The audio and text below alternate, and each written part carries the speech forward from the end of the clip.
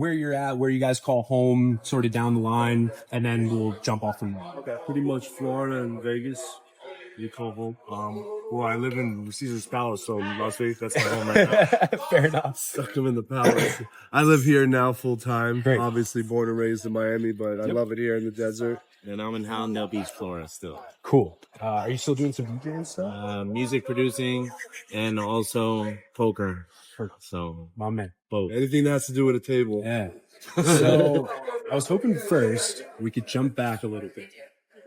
2005, your first kind of big score for the family was WPT. Well, actually, 2004 in Amsterdam was like the first. Oh, yeah. Right. So that was 5. We're talking about 7 figures, buddy. What are you talking about? Maybe the one that sort of put the Mizrachi name on the map, maybe we should say, right? Right, it was the WPT.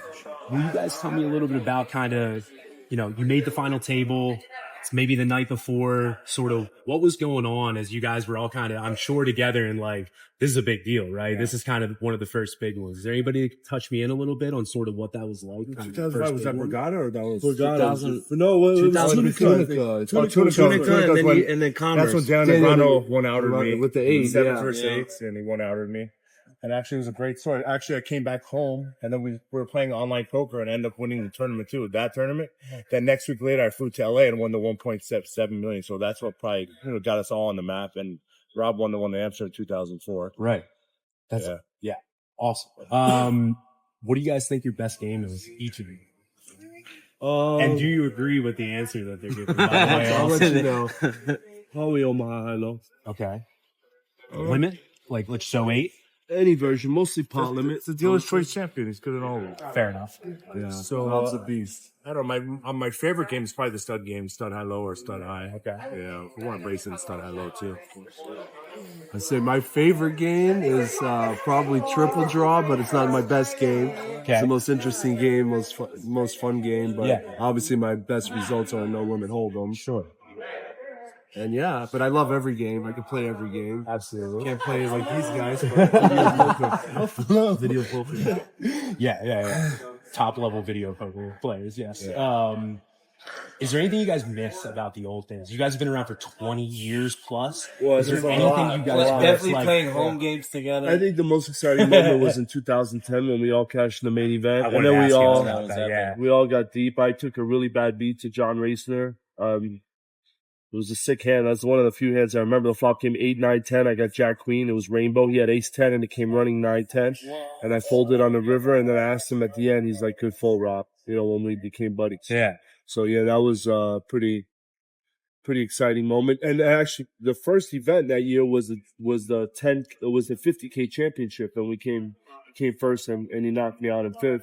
And that was an exciting moment too. And then I guess that was like our year that we really, had a great year, and it was a lot of deep runs. Yeah, man. I think it's a moneymaker boom. That's when, the poker started to become great. Yeah. That's why we got all these large fields, and that's why the WSOP grew like the way it is now. That's how Rob qualified that year, too, when Moneymaker and Rob qualified for the we all qualified that same year. It was a lot of, but I think one of the most exciting moments was when I was in the Fontana Lounge, and it was like pros and celebrities, and I sat next to Jessica Alba, and I was teaching her how to play, and I didn't even know who that was at the time. And one of my friends, Chino, was telling me, "You don't know who that is?" I was like, "No, but she's beautiful." He's like, "Yes, that's Jessica Alba." I was like, "Holy cow!" And I was like, and it was a pretty cool experience. Absolutely, that's wild. Actually, you were such a big online player. Do you miss those? I mean, and all of you guys, right? But, the name The Grinder, right, comes from online originally, right? Do you guys miss how soft that was back in the day? And just that kind of thing of being able to play online and translate it over into live play, do you think that's a thing that exists anymore? I've been doing both. It was just back and forth, right? So I didn't really, we're good at making transition, but online is much faster paced, obviously, than live poker. Sure. We started when we were 16, 17 years old. Yeah, we kind of miss it because now it's not, it's not really legalized in the States. So it's unless you're using a VPN. But Of course, I right. haven't played online in a long time. Gotcha. I really miss Yeah. playing on PokerStars when it used to be Paradise Poker, Free Field, all those. Bring it back to the I States. actually had Poker. to set everything up because these guys had no ideas about computers. They're like, yo, can you download this site? It's called PokerStars. I saw it in the magazine. So I'm there doing that. We set up Mike's That's name. great. I set up his avatar. I remember and that everything Photoshop like that. picture. It I was did a grinder machine with all the chips. I put all the chips in a grinder machine and all the faces that go in that turns into amazing. chips. But yeah, as far as missing poker, like poker, I think was way cooler when it was a lot smaller because Sure. we all traveled together. We're a small, tight group. You know what I mean? Yeah. With the most famous players and just going to like, it'd be like Bahamas, Tunica, going to Vegas, but it'd just be like one spot. Now you got here, you got there. There's like 15 tournaments going on in Vegas while the World Series is going on. If you guys think back to all the years that you've played, there's tons of people throughout the years who have gone broke, came back up, done everything in between. Do you guys think you would have even close to made it if you didn't have the support system of your brothers, like going off of each other? You know what I mean? Like, there had to have been tons of times where it We was definitely like, push each other. Help each other, push each other. So love the each times when we other. were in broken, the other brother has to help us out. Like, yo, Robbie, come on, cough it up, So Robbie. Rob is a big winner right now. Bro. Yeah. Yo, Rob, let me borrow 50,000 real quick. I got a couple events you got to play. You know, stuff like that. We'd always help each other out financially, mentally, whatever we could do. absolutely. Do you guys remember the first time that one of you was like, yo, I found this game poker. We got to try this. Does anybody remember when Rob it did. was? Oldest brother. Yeah? We started like together more No, than I Rob. started- We built a casino in the house. Yeah. I was 8 years old playing. I used my all these chips. I had a casino chip games. set. slot machines, we had a roulette table. I mean, and we're everything. playing poker wow. since we were little kids. Yeah, No limit hold'em. Well, he actually played the youngest. 'cause he is I was the youngest. youngest. I used to save my lunch money from, took all of his lunch from middle money. school and elementary school, and then save it to play at the house. You know, a house game. So Doesn't look like you stole your lunch. That's crazy. Do you guys think this one's a little bit tougher, but do you guys think about legacy often? 5 bracelets between both of you, 5 bracelets. Might be 6. Well, it could have been 11. I Potentially missed it. 6, right?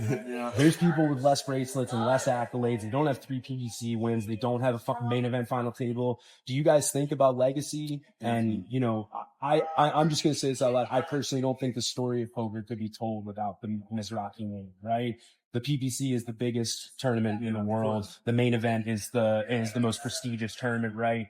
And you guys have been on every stage, on every platform. How do you guys think about your legacy? Do you care?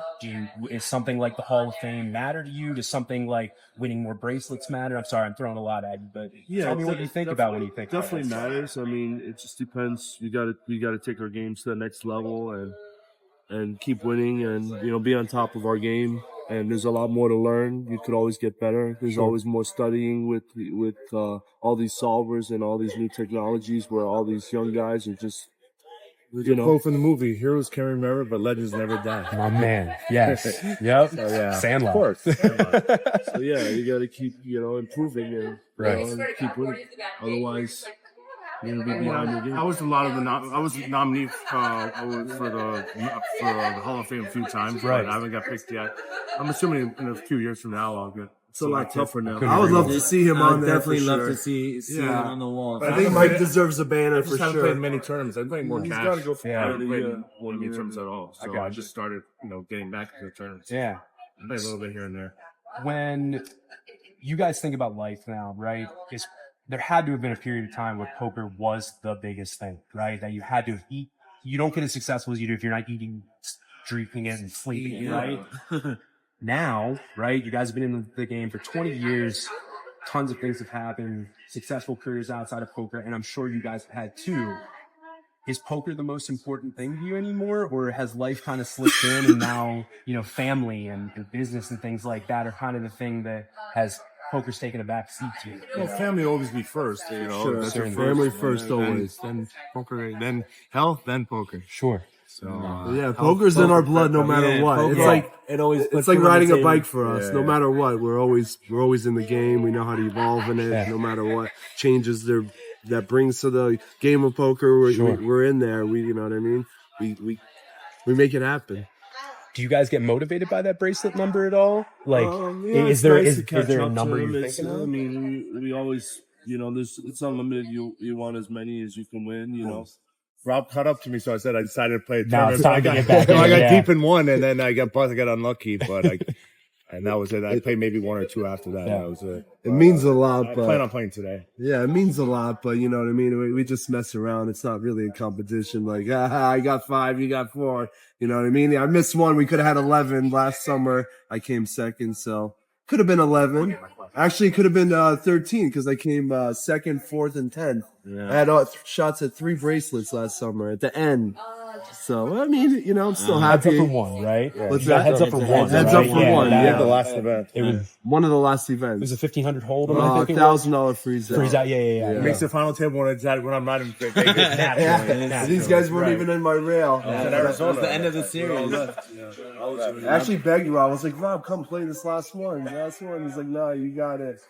This one came third. We're playing poker. What do you guys think you might be doing? Probably in the family I would business. probably be trading. Yeah. I think I would have been trading. I was really into it when I was 18, 19, and yeah, that's what I think. Probably be a hitman, kill people. I don't know. I like that. Nah, I have no idea. I would definitely be in the family business or clothing line. Get Lucky Clothing. So that's been a successful. Awesome. I'll probably like an independent host, something like that. And I would be continuing doing what I'm doing. I'm a Exactly. music producer, 100%. DJing. I love And Plus, I was happy we got to write a book together. That Yeah. could be bought on Amazon.